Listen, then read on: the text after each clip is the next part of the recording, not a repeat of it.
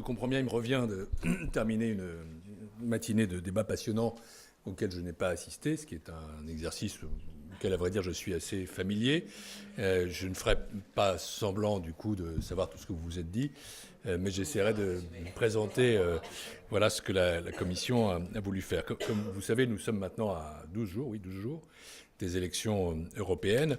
Et le mandat de la Commission européenne ne touche pas à sa fin, il se termine en novembre, mais néanmoins il est bien avancé. Je pense que, et c'est pour ça que j'ai accepté votre invitation, le moment est donc bon pour apprécier veut dire, c'est un peu du franglais, à la fois juger, évaluer et j'espère aussi approuver les initiatives qui ont été portées dans les secteurs qui sont les vôtres, ceux du numérique et des médias, et de songer aussi maintenant au chantier à mener durant un prochain mandat pour voir émerger un marché unique du numérique que nous avons lancé, mais qui n'est pas encore complètement arrivé.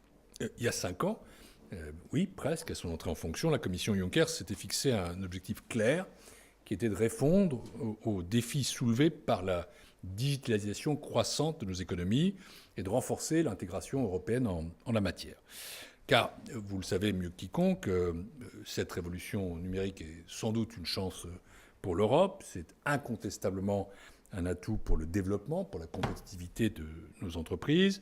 Mais elle ne peut pas se faire, et on y est particulièrement sensible en France, au détriment des droits, des libertés des citoyens européens, des entreprises qui ne sont pas numériques, ou de nos sociétés qui reposent sur des principes simples et robustes de contribution au bien public et à la redistribution. Et donc la Commission s'est engagée pour adapter le marché unique de l'Union européenne à l'ère du numérique et pour faire entrer les règles qui encadrent nos économies, qui ont été définies il y a déjà longtemps, dans le XXIe siècle. Un des objectifs que nous avons poursuivis, et qui, j'imagine, sera un des éléments centraux de vos discussions de ce jour, c'est la répartition de la valeur entre les différents acteurs du secteur numérique. Et je voudrais vous présenter quelques-unes de nos propositions et actions phares en la matière, dont celle relative à la fiscalité, dont je suis le responsable au sein de la Commission européenne. Le reste, ce sont essentiellement d'autres collègues qui le suivent, mais nous sommes un collège, comme on dit. Pour commencer sur un point d'actualité positif, je voudrais vous parler de ce qui est très important pour vous, je le sais, la réforme des droits d'auteur qui a été récemment adoptée par le Parlement européen. Ça a été un long combat, pas vraiment facile, dans lequel la Commission, je crois, a tenu sa place. Et le principe qu'elle a défendu depuis le début est simple. C'est qu'une presse libre, une presse de qualité, c'est une presse justement rémunérée. Les débats ont été extrêmement complexes. La pression des lobbies a été d'une puissance ravageuse. Et pour convaincre, il a aussi fallu dépasser certains clivages culturels, car le lobby ne fait pas tout, parce que tous les pays européens ne partagent pas des sensibilités qui peuvent être des sensibilités françaises. Je n'oublie pas que je suis français sur ce sujet, et c'est vrai qu'avec nos amis allemands, le débat a été parfois un peu compliqué. J'ai pris part à cet effort de conviction, discrètement, et je me réjouis de ce dénouement heureux. Pour les médias créateurs de contenu en ligne, la modernisation de la directive droit d'auteur, je le dis, comme je le pense, est vraiment une grande victoire. Et elle doit être saluée comme telle. Elle donnera le droit aux médias de réclamer le paiement de royalties lorsque des plateformes numériques diffusent ou agrègent des extraits d'articles accompagnés d'un lien. Je crois également que c'est une disposition qui est une excellente nouvelle pour la santé de la démocratie européenne. À 12 jours des élections européennes, nous devons vraiment avoir le doigt sur le pouls de la démocratie européenne qui est menacée par les populistes. On aime bien parler de démocratie illibérale, je ne sais pas ce que ça veut dire, c'est une démocratie sans liberté. Et on voit que dans les pays qui ont ce genre de fantasme, pour le coup, les fake news, les contre-vérités sont perfusées à grand flot. Ce que la directive soutient, c'est un journalisme qui soit libre et de qualité, qui fait par ailleurs face, on le sait, à d'importantes difficultés qui sont d'une autre nature et dont vous aurez aussi à traiter aujourd'hui. Plus généralement, la réforme de la directive sur les droits d'auteur, je crois, constitue une avancée considérable dans la répartition de la valeur à l'ère du numérique. Pourquoi ? Parce qu'elle assure une rémunération plus juste pour tous les créateurs de contenu numérique, et notamment celle des plus petits acteurs, vis-à-vis des grandes plateformes de diffusion telles que Facebook, YouTube ou Twitter. Et c'était un des débats avec le Parlement européen, parce qu'au fond, et même au sein de la Commission d'ailleurs, certains considéraient qu'il ne devait y avoir aucune limite à ce qu'Internet pouvait faire. D'autres, dont j'étais, considéraient qu'il fallait réguler cela.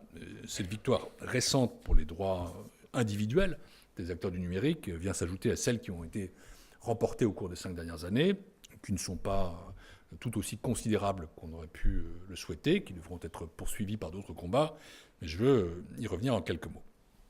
D'abord, dire que le premier axe de la stratégie de la Commission pour le numérique a visé à mettre en place un environnement réglementaire plus équitable dans l'ensemble du secteur audiovisuel et à promouvoir les productions européennes. Parce que s'il est assez riche, la visibilité des œuvres européennes en ligne sur les grandes plateformes de diffusion telles que Netflix ou Amazon demeure, elle, assez faible. Et ça, cette dissymétrie, vous la constatez, vous la connaissez. Pour assurer une meilleure visibilité à ces œuvres européennes, la Commission européenne a procédé à une révision de la directive, une autre directive sur les services de médias audiovisuels, une directive dite SMA.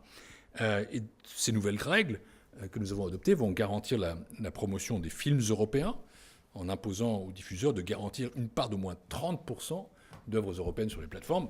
Là encore, disons-le, il y a une inspiration assez largement française dans ce dispositif. Et c'est un véritable progrès pour tous les acteurs du numérique.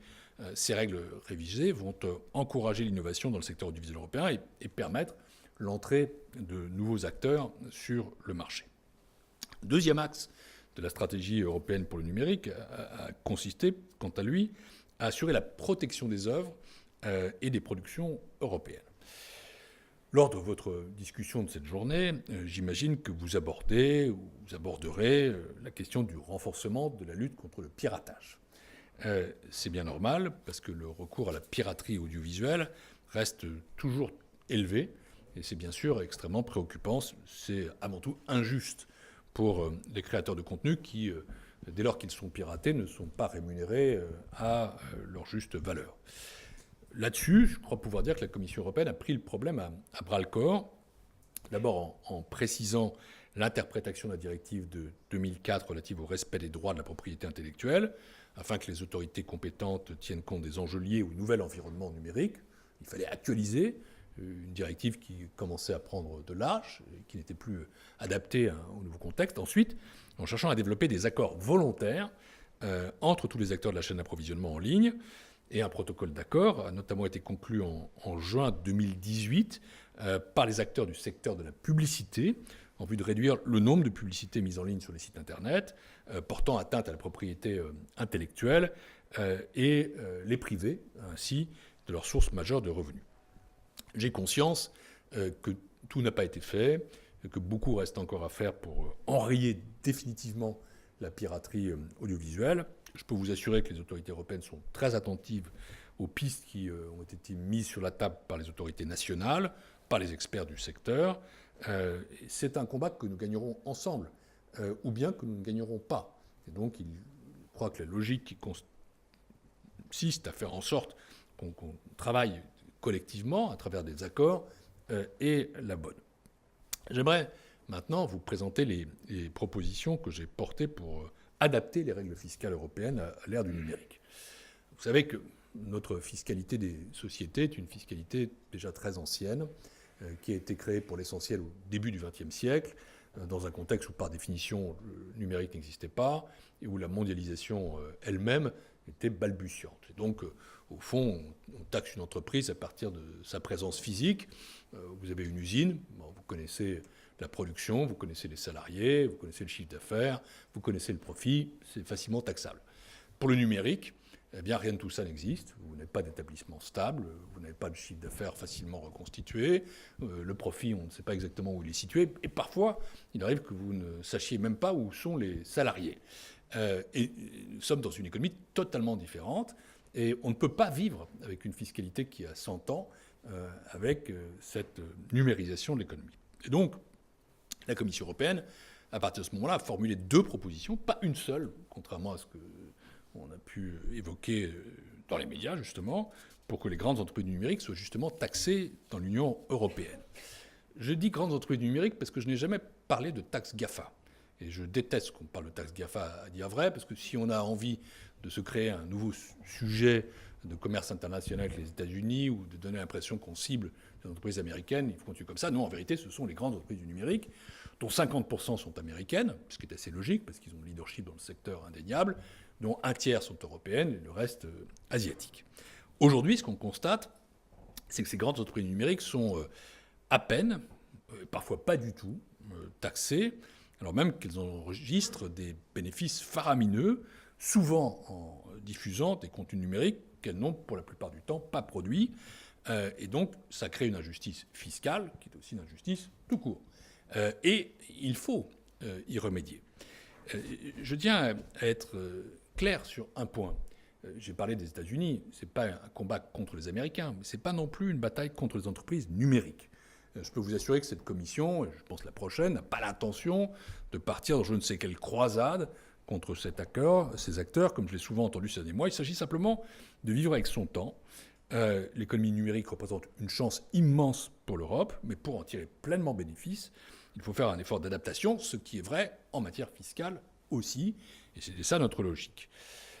Les deux directives sont bien connues. Pour une, c'est de taxer le chiffre d'affaires. En réalité, il faudra taxer le profit à un moment donné, parce que c'est toujours une taxation plus intelligente que le chiffre d'affaires. Et l'autre, c'est l'identification d'une empreinte numérique, d'une présence numérique, qui doit pouvoir être repérée à travers un faisceau de critères, de la même façon qu'on est capable de repérer une présence physique. Ce deuxième projet de directive n'a pas encore été examiné, et il sera revu, je crois, dans le cadre de discussions internationales qui seront menées au sein de l'OCDE. En tout cas, il est sur la table. Après plusieurs mois de négociations intenses, je regrette que les États membres ne soient pas parvenus à un accord sur la proposition qui consistait à établir une taxation du chiffre d'affaires des entreprises numériques. Je ne considère pas pour autant, même si c'est une déception, que le débat était inutile. D'abord parce que la base de soutien s'est considérablement élargie. En vérité, quand j'ai présenté ma proposition en mars 2018, je ne voyais guère autour de la table que 8 États membres qui étaient favorables. À la sortie, il y en a tout de même 24. Deuxièmement, parce que c'est vrai qu'il y a maintenant des taxations nationales, et la France a créé la sienne, mais ces taxations nationales françaises, italiennes, espagnoles, britanniques demain, ne sont pas contradictoires avec la démarche européenne. Elles s'inscrivent dans la proposition de la Commission et elles ouvrent la voie, d'une certaine façon, à une reprise nationale. Enfin, je pense que notre approche, celle de l'Union européenne, a servi à nourrir le débat à l'échelle internationale. Et je suis heureux de voir que les lignes des États tiers, à commencer par les États-Unis, bougent, et ce, largement sous l'impulsion de l'Union européenne. Je ne suis pas un Trumpiste acharné. Je ne constate pas que les relations avec l'administration de Trump soient faciles. Ça n'est pas le cas. Sur ce sujet-là, je dois reconnaître, un petit bouger. Donc ça arrive tout de même. On a un agenda maintenant qui est commun. La prochaine étape, ce sera la ministérielle de l'OCDE la semaine prochaine, puis la réunion des ministres des Finances du G20 à Osaka, où il faudra que l'Union européenne défende une position commune et forte.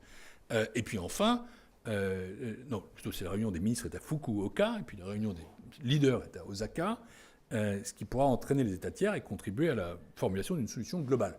J'espère que nous aurons une solution globale qui permette de taxer intelligemment le numérique en 2020, et je pense que c'est la meilleure option possible, car taxation nationale est un pis-aller nécessaire. Et transitoire surtout. Mais un pis-aller nécessaire et transitoire. Dès lors que le problème est international, il doit être traité internationalement. Dès lors qu'il est global, il doit être traité globalement, et l'échelle européenne est l'échelle intermédiaire la plus pertinente en la matière. Pour finir, j'aimerais vous dire quelques mots des progrès que nous avons accomplis pour moderniser les règles de TVA. Là encore, la TVA est un impôt qui vit sous un régime provisoire depuis 1993, et un provisoire qui dure depuis 26 ans a quand même tendance à devenir un petit peu définitif et puis à être carrément obsolète. Et donc, j'ai tenu à ce que la réforme du système de TVA au sein de l'Union tienne compte de spécificités nouvelles que, par définition, la TVA traditionnelle ne pouvait pas appréhender. Je pense notamment aux spécificités du e-commerce.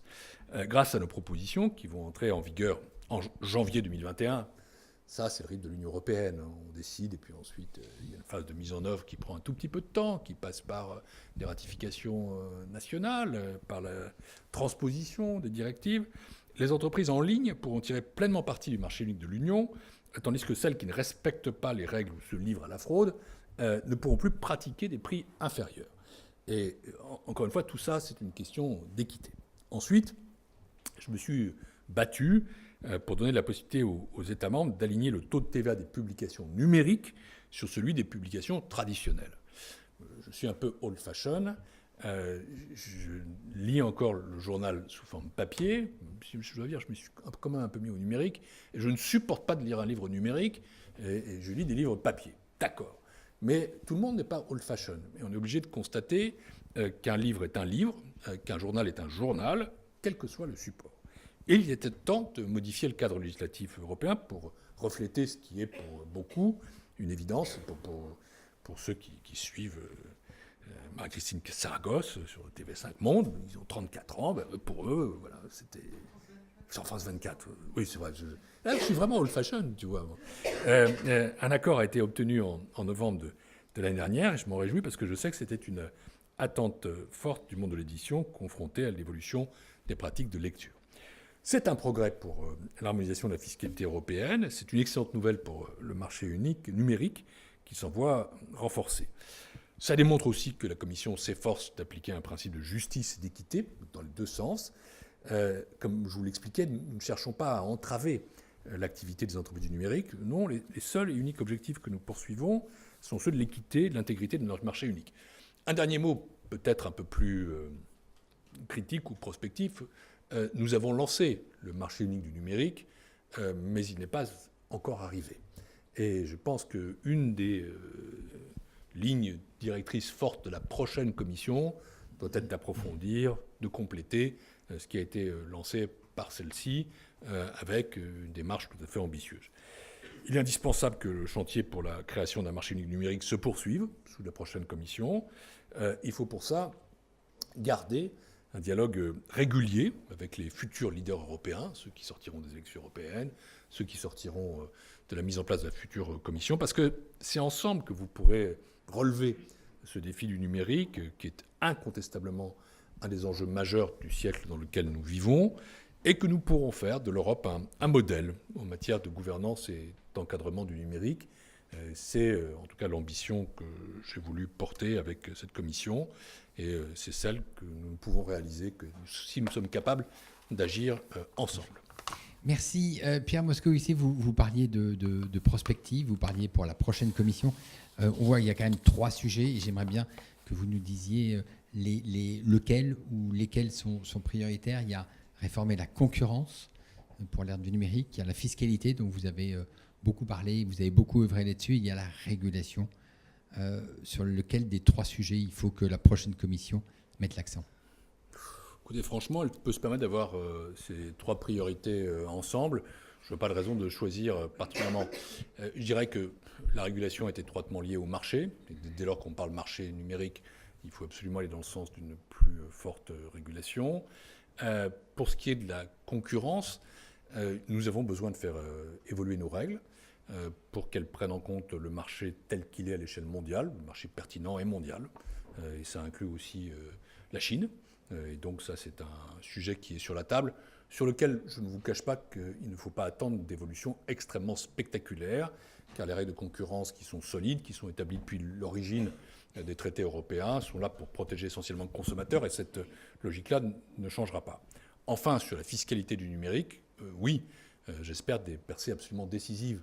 Nous ne pouvons pas continuer à vivre avec une fiscalité des sociétés qui a 100 ans. Et en vérité, quand on parle du numérique, c'est la fiscalité de toutes les sociétés, car aujourd'hui, on arrive encore à distinguer une économie digitale d'une économie traditionnelle, mais en vérité, il y a tellement de numérique maintenant dans toute l'économie que dans quelques années, c'est bien la fiscalité réelle de l'ensemble de l'économie qu'il faudra traiter. Nous n'avons pas aujourd'hui une fiscalité des sociétés qui permet d'appréhender la matière fiscale telle qu'elle est vraiment. Et donc, naturellement, comme commissaire à la fiscalité, c'est ce que je serais enclin à pousser, mais je ne vois pas pourquoi, au fond, on choisirait entre le fromage et le dessert.